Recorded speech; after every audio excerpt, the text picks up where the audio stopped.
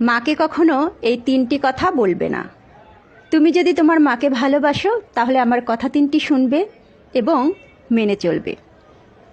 Number 1, মা যদি কখনো তোমাকে কোনো উপদেশ দেয় তাহলে কখনোই বলবে না মা তুমি কিছু বোঝো না।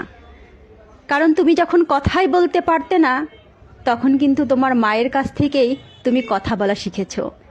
এই পৃথিবীতে তোমার জন্য তোমার মাই সবচেয়ে অভিজ্ঞতা সম্পন্ন মানুষ। নাম্বার 2,